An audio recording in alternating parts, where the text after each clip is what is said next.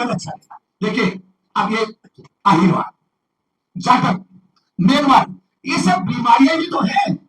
40 साल के मेरा जो कैरियर है, जो सरकारी अधिकारी कर्मचारियों के बीच मैंने काम किया है, ये बांटने की बीमारियां कुछ भी नहीं है। जब डिस्क्रिमिनेशन होता है, अत्याचार होता है, एट्रोसिटी होती है, ये नहीं देखा जाता वाल्मीकि है, कोई नहीं देखता। ये नहीं देखता कि ये कौन धोबी है, कोई नहीं देखता। ये देखता शुरुआत है मारो। ऐसे हाथ उठा के बताओ बात सही है? अरे कौन है शुरुआत? मारो इसको। आईएएस है, इसकी पोस्टिंग करो ऐसे जिले में जहां बोला जाता हो। ये चीफ इंजीनियर, इसको एग्री का पोस्ट करो जहां 4 पैसे की आमदनी ना हो। ये बात सही है? मारो इसको। शुरू टाइगर मारो उसको। ये बीमारियां है हमारे बीच में। ये बीमारियां किसने पाली है? जिन्होंने सिस्टम ऐसी है ना। बहुत बाबा साहब ने इस बीमारी का इलाज किया, एक नाम दिया scheduled caste and scheduled tribes.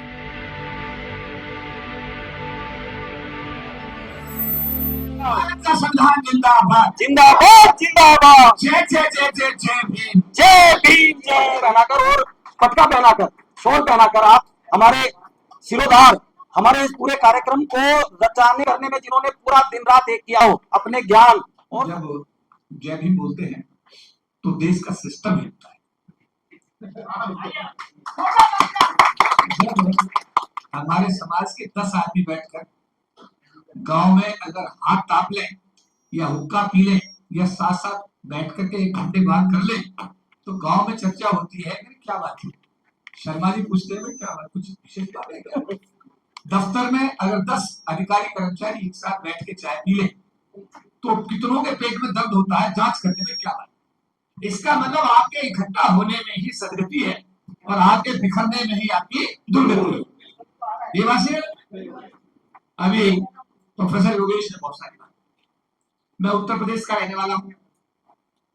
Meerut विश्वविद्यालय से मैंने स्नातकोत्तर यानी पोस्ट ग्रेजुएशन किया, भारत सरकार की नौकरी में आया और 97 में जब सुप्रीम कोर्ट का रिजर्वेशन खत्म किया, आपको याद होगा कि एक के बाद एक सुप्रीम कोर्ट ने आदेश जारी किए 5 और उन्होंने रिजर्वेशन को खत्म कर दिया। तो 97 में ये महासंघ बना। देश के सरकारी कर्मचारी क्षेत्र में जो लोग काम करते हैं, 40 लाख लोग उस समय एनरोल्ड थे भारत सरकार के लोग। उस महासंघ की जिम्मेदारी महासचिव को मुझे दी गई और सौभाग्य से 97 से आज तक की जिम्मेदारी समाज ने मुझे ही दी। आंदोलन हुआ, लाखों लोग दिल्ली की धरती पर आए, मध्य प्रदेश से भी लोग आए, राजस्थान से भी आए, बिहार के लोग भी बैठे आए और जब रामला मैदान भरा और से हम लेकर के रैली को चले संसद बाग की तरफ तो सरकार हिली। 3 दिन तक लोकसभा बंद रहा। तत्कालीन प्रधानमंत्री अटल बिहारी वाजपेयी को बोलने तक का मौका नहीं मिला। संविधान में 3 संशोधन 81, 82, 85 हुए, तब जाकर के बाबा साहब अम्बेडकर की आरक्षण को हम सब लोग मिलकर बचाने में कामयाब। मेरा तो सौभाग्य, भले मैं उत्तर प्रदेश के गांव में पैदा हुआ, बहुत गरीब घर में पैदा हुआ, लेकिन दुनिया का कोई ऐसा पटल नहीं जहां बाबा साहब मुझे ना ले जाओ। जब बात होती थी गोलमेज सम्मेलन में बाबा साहब गए लंदन, तो हमने कहा लंदन कैसा होगा, लेकिन उसी ब्रिटिश पार्लियामेंट में जब मेरा सारे सांसदों के सम्मुख संबोधन हुआ तो मुझे लगा कि बाबा साहब अम्बेडकर का कितना बड़ा आशीर्वाद मेरे जैसे व्यक्ति के ऊपर है। जब संयुक्त राष्ट्र संघ यूएनओ सुना करते थे, यूएनओ कहाँ है न्यूयॉर्क में, तो यूएनओ कैसे वहां एंटर करके दुनिया की सबसे अगर कह सकते सख्त सिक्योरिटी अगर है तो या तो ब्रिटिश पार्लियामेंट में है या संयुक्त राष्ट्र, वहां से ज्यादा मतलब कह सकते हैं कि सख्त सिक्योरिटी पूरी दुनिया में नहीं, तो वहां एंटर नहीं कर सकता कोई, नोबडी कैन। पर जब मेरा वहां यूएनओ में संबोधन हुआ और हम अपने समाज की बात रखने का मुझे सौभाग्य मिला तो मुझे लगा कि बाबा साहब अम्बेडकर का कितना बड़ा आशीर्वाद मेरे सर पर। अभी एक हमारा बराबर में एक कंट्री है, वहां पर प्रधानमंत्री जी ने कार्यक्रम रखा बाबा साहब का 133वां, कोलालमपुर कैपिटल है उस कंट्री की। वहां बाबा साहब के दोनों पोते सरकारी तौर पर बुलाए, 2 पोते बाबा साहब के दोनों सरकारी यात्रा पर सरकार ने बुलाए, मलेशिया सरकार। और मैं एक ऐसी ही मतलब ये समझे कि जैसे इसमें लिखा हुआ ना विशेष अतिथि, ऐसे ही था। बट मुझे प्राइम मिनिस्टर बुलाया गया प्राइम मिनिस्टर के द्वारा, और जब केक कटा तो मुझे ये भी नहीं पता था कि मेरी कोई भूमिका भी होगी। और प्रधानमंत्री ने मलेशिया के लिए मेरा हाथ पकड़ करके जब एक केक कटवाया, हालांकि दोनों तरफ 2 पोते थे, बाबा साहब के दोनों पोते थे और सरकारी यात्रा बुलाए गए थे, लेकिन जब मेरे हाथ पकड़ के प्राइम मिनिस्टर ने कहा चौधरी आप ये काटिए, तो मुझे लगा कि बाबा साहब अम्बेडकर का कितना बड़ा आशीर्वाद मेरे साथ है। बाबा साहब अम्बेडकर के नाम पर एक रोड का नामकरण हुआ न्यूयॉर्क के, मुझे भी वहां बुलाया गया। वहां बड़ी बड़ी हस्तियां थी, पूरी दुनिया के 1000 डेलीगेट्स रहे होंगे, लेकिन जब वो रस्सी खींचने का नंबर आया, उसका मतलब यह है कि नामकरण का जब इनोग्रेशन करने का नंबर आया, तो पता लगा कि कौंसलेट जनरल रणधीर जायसवाल जो इस समय विदेश मंत्रालय में प्रवक्ता है, उनका फोटो छपता है रणधीर जायसवाल जी का, कि केपी चौधरी साहब से अनुरोध है कि वो रस्सी खींच करके इस रोड का बाबा साहब को समर्पित करें। ये बात इसलिए समझा रहा, इसलिए मैं शेयर कर रहा कि मैं इधर से गरीब घर से निकल के आया, और गांव का कोई आदमी जब दिल्ली आता था और वो बोलता दिल्ली में एक पुल है, उसमें नीचे बस चलती है, ऊपर ट्रेन चलती है, तो हम सोचते थे कभी दिल्ली देखने का मौका मिलेगा। लेकिन बाबा साहब की लिखाई से, पढ़ाई से माता पिता ने स्कूल भेज दिया, और बाबा साहब ने स्कूल का रास्ता दे दिया।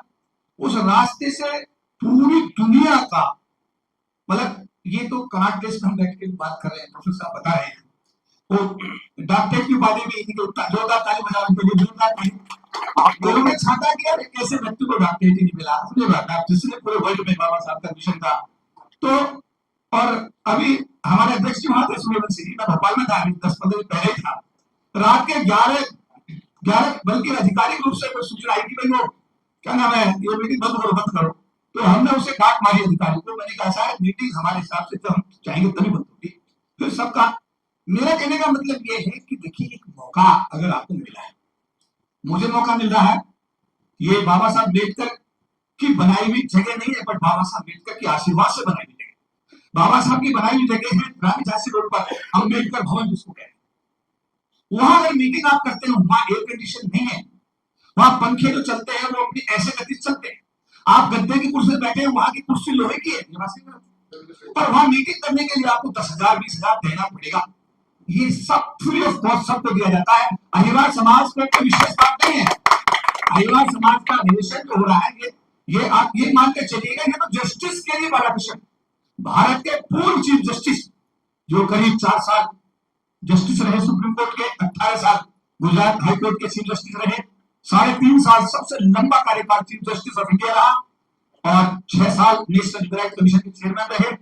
ऐसी बड़ी शख्सियत हर संडे यहाँ आती है, बच्चों को क्लास में लेती है, बच्चों को लोगों की कानून की पढ़ाई पढ़ाती है, और हर साल 20-25 बच्चे, 10 बच्चे, 15 बच्चे जज बनने में उनके आशीर्वाद से कामयाब। देखिए अगर डॉक्टर अम्बेडकर का अध्ययन किया जाए, एक लाइन में लंदन स्कूल ऑफ इकोनॉमिक्स का पढ़ा हुआ, जिसको प्रोफेसर की उपाधि जो है मिल रही थी, चाहते तो लंदन में एडजस्ट हो सकते थे नहीं हो सकते। न्यूयॉर्क के उस कॉलेज में जब उनके 100 साल की एंट्री पूरी हुई, कोलंबिया विश्वविद्यालय में मुझे बुलाया गया, मेरा सौभाग्य रहा कि 100 साल पूरे होने पर मुझे भी न्यूयॉर्क में बुलाया गया।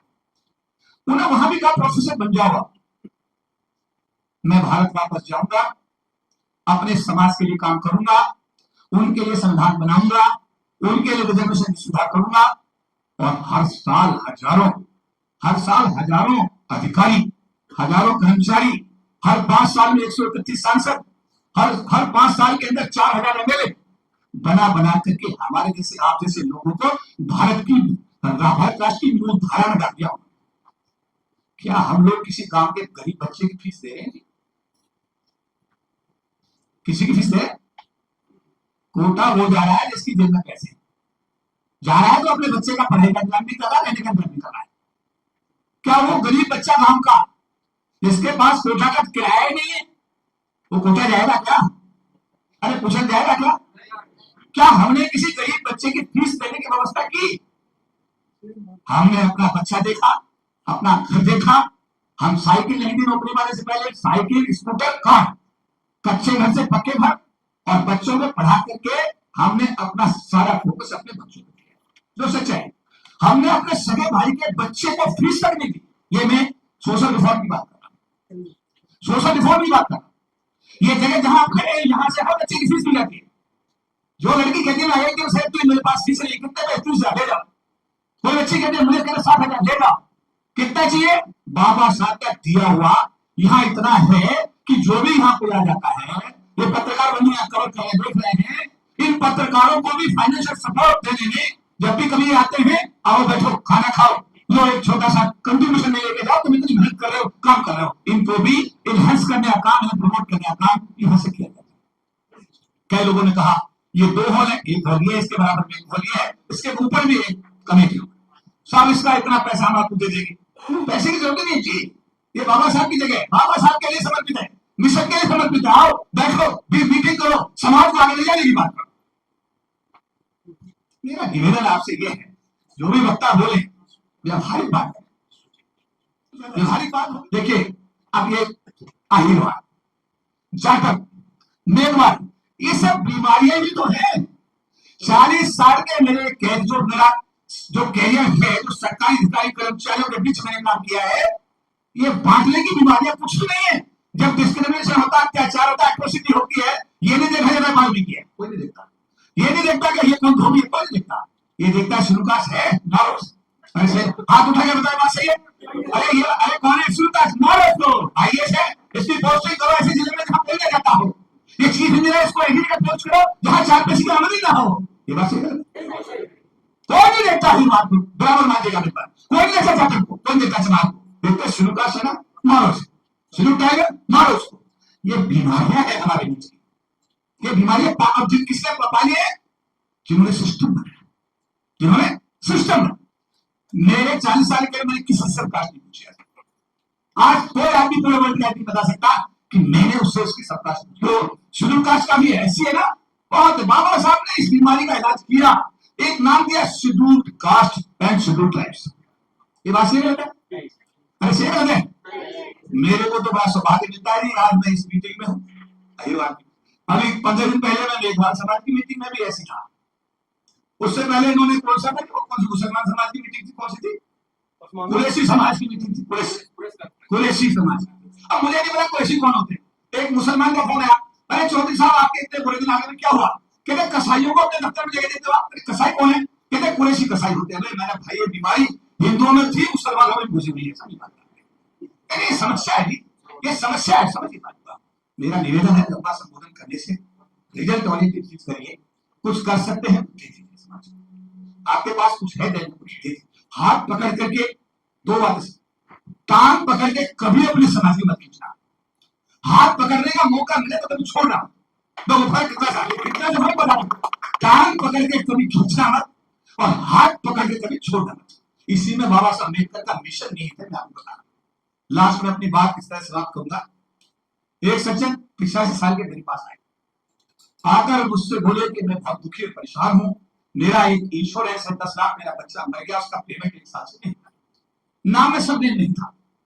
मैंने सोचा अपना ही होगा, मैंने तुरंत अपनी पावर एक्सरसाइज जो बाबा साहब लिखकर ने मुझे दी, मैंने एक्सरसाइज की। गाजियाबाद का पेमेंट था, जब तक चाय आई तब तक बाबा के खाते में 10 लाख का मैसेज आ गया। जैसे ही उस बाबा के खाते में मैसेज आया, उसका अगला सवाल था, जरा ध्यान सुनिए, तुम जाटो क्या? बात है, देखिए सवाल सुनिए, भारत का, भारत की जातिगत व्यवस्था का सवाल सुनिए, तुम जाटो बेटा? मैंने कहा नहीं, मैं तो शुरू कास्ट हूं। ये दफ्तर के लोगों का है, मेरे पीछे बाबा साहब अम्बेडकर हैं, भगवान बुद्ध हैं, ज्योतिबा फुले हैं, ये आपको समझ में नहीं आ रहा दफ्तर किसका है? कहते फिर भी मैंने कहा SC ST समाज का दफ्तर, कि बेटा क्यों मजाक कर रहे हो? क्या कर रहे हो? क्यों मजाक?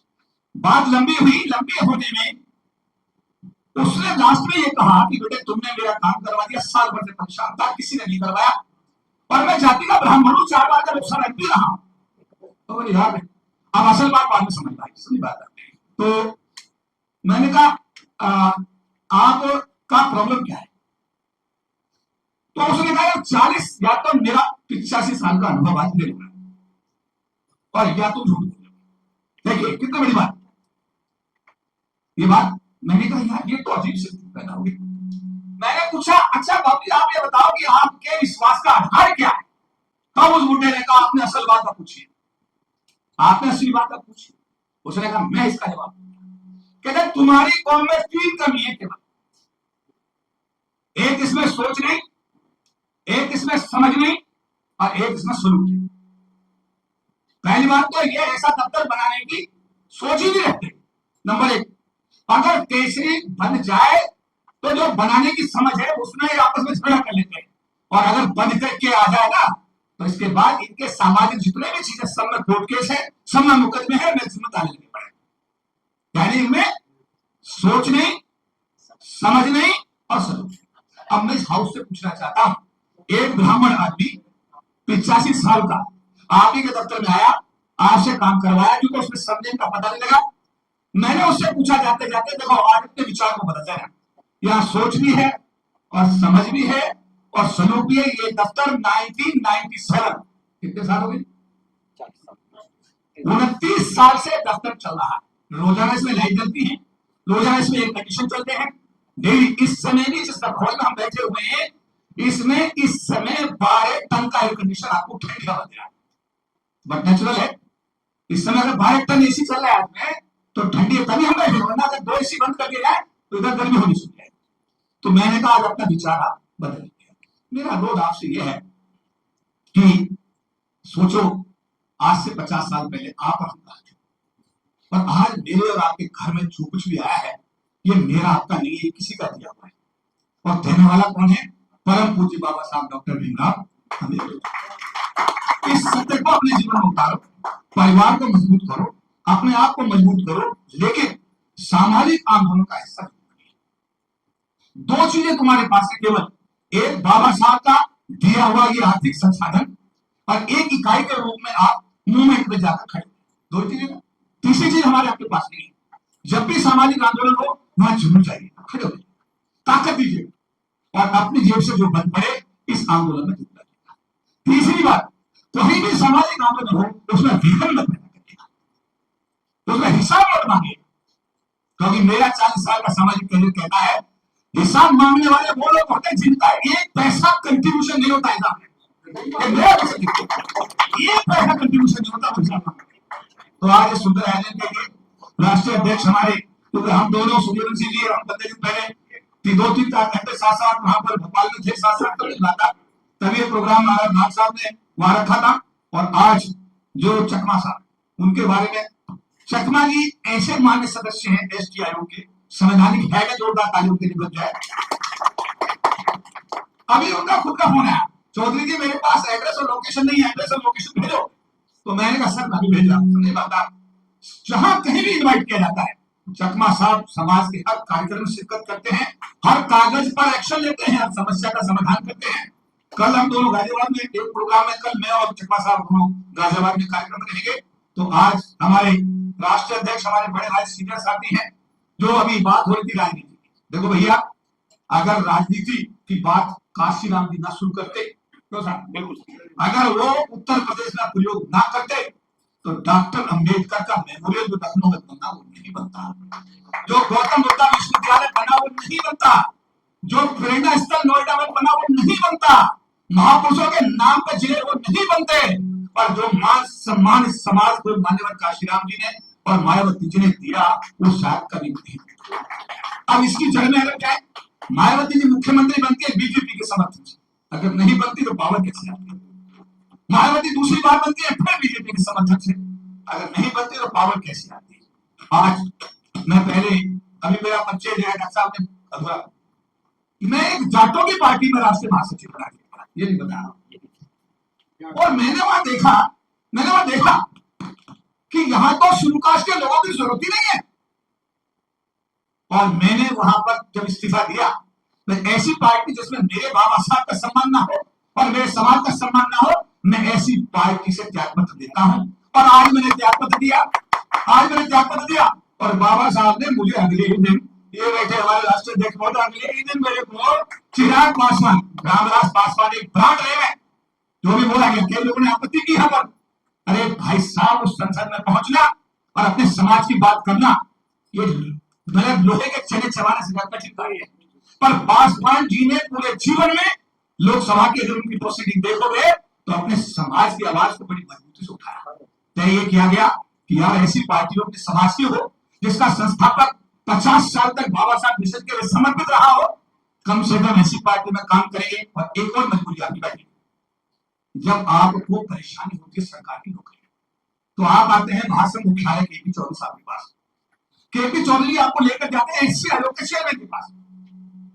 और एससी आयोग का चेयरमैन अगर कांग्रेस की सरकार है तो कांग्रेस का होता है, अगर बीजेपी की सरकार है बीएसपी का तो एससी आयोग का चेयरमैन कभी बना ही नहीं। अरे मैं गलत कहां से कहा? लेकिन चिराग पासवान ने क्या किया, बिहार में 19 एमएलए लाकर 2 कैबिनेट मंत्री बनाकर एससी एसटी आयोग का बिहार का अध्यक्ष अपनी पार्टी का बना दिया, तो बिहार में तो कम से कम एससी एसटी का काम बढ़िया हो गया। बात तो समझ में आई मेरी बात? अगर मार्च 2027 में चिराग पासवान जी दिल्ली के आयोग में अगर अपना चेयरमैन बना के बैठा देते हैं तो कम से कम आप दरवाजा खटखटा दोगे कि भाई साहब हमारी समस्या का समाधान करो। अरे मैं गलत करा सही करा? अब इसमें अपने माइंड सेटअप को थोड़ा चेंज करो, थोड़ा सोचने का तरीका बढ़ाओ। हमारे राष्ट्रीय अध्यक्ष बोल रहे थे, 2 लोगों ने आपत्ति की, अरे ये वक्ता बोलता है, मेरा निवेदन है उसकी बात सुन तो लो भाई। जिंदगी की सच्चाई ये है, आज बीजेपी का राष्ट्रीय अध्यक्ष बैठा हुआ है, ऐसी कमीशन का पार्लियामेंट्री कमेटी का चेयरमैन बीजेपी का बैठा हुआ है। जाओगे नहीं जाओगे? वहां बोलो, अरे जाओगे? कहां जाओगे? सोशल जस्टिस का मिनिस्टर है, जो सामाजिक अधिकार का मंत्री है, कौन है? बीजेपी का है बीजेपी का। इससे पहले किसका था? कांग्रेस का।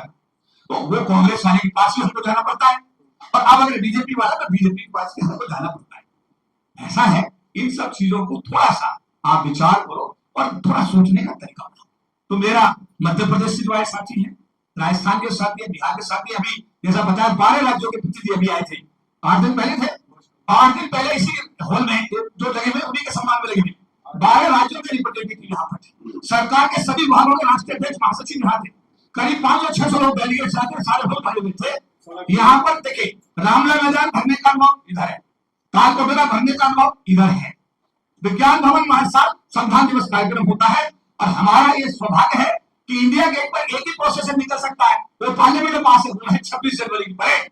लेकिन उसके बावजूद भी बाबा साहब अम्बेडकर की संविधान यात्रा इंडिया गेट से हर साल निकालने का सौभाग्य हम लोगों को प्राप्त होता है, जबकि संविधान में लिखा हुआ नहीं निकल सकते। इसके अलावा संयुक्त राष्ट्र संघ हो, ब्रिटिश पार्लियामेंट हो, कनाडा पार्लियामेंट हो, इस सारे फोरम्स में बात करने का सौभाग्य हमको मिलता रहता है। मैं केपी चौधरी आपका भाई हूँ, सामाजिक कार्यकर्ता हूँ, राजनेता लोग बहुत बात की चीजें, पहले मैं सामाजिक कार्यकर्ता हूँ और बाबा साहब मिशन का एक छोटा सिपाही हूँ। जब भी कभी कोई सहयोग की बात हो, ये कार्यालय आपका है, आपका अपना है, जब भी चाहे आप यहाँ आ सकते हैं, हम आपके साथ हैं। सभी को जय हिंद।